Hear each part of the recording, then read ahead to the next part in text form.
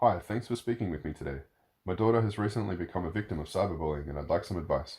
That's terrible.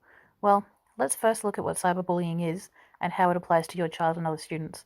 Then we'll look at what we in the school community can do to help. Great, I've been so concerned. Firstly, let's look at what cyberbullying is. The Office of the E-Safety Commissioner defines cyberbullying as the use of technology to bully a person or group with the intent to hurt them socially, psychologically, or even physically. She's been receiving abusive messages and other media on both her phone and social media accounts. Kids have spread nasty rumors about her. She's even had kids imitate her and put humiliating situations.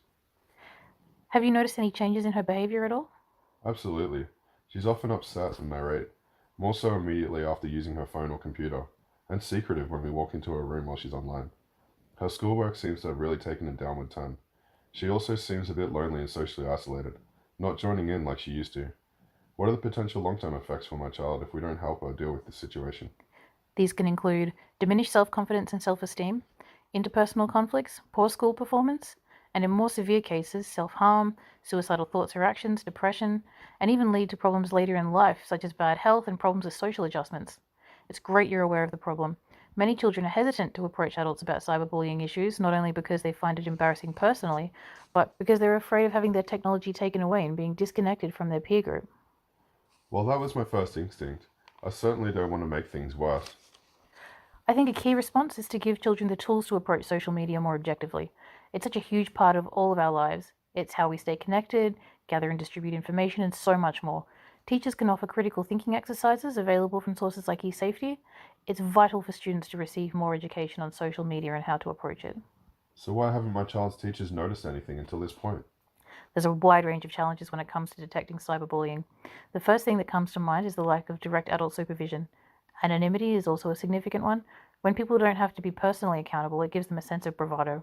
The non-stop availability is also a problem. The victim is constantly accessible and open to abuse. It must be difficult when it's happening outside of the classroom, but the repercussions are occurring within the classroom. Absolutely. It's extremely difficult to police. In fact, there is research to suggest that when bullying in the classroom is well managed, cyberbullying tends to become more predominant. It's what's known as covert bullying. In the digital native generation, cyberbullying is the next logical step in order to do so. So what can my child's teachers do to help? In this ever increasing digital age, quality educators are doing their best to keep abreast of all forms of social media and technology as they apply to their students, not only for educational purposes, but so they can better understand their students' world. Professional development is a huge part of this process. Greater education for teachers will give them more confidence when dealing with these issues. Research suggests that a pro-victim approach to cyberbullying education significantly reduces it in the classroom. Having an open dialogue in the classroom is important too. Encouraging students to participate in discussions where they are exposed to opinions and experiences other than their own enhances their worldview and, in turn, improves skills in conflict resolution. Well, it sounds like the school has a great toolkit to deal with this problem. What can be done in the immediate term while it's happening?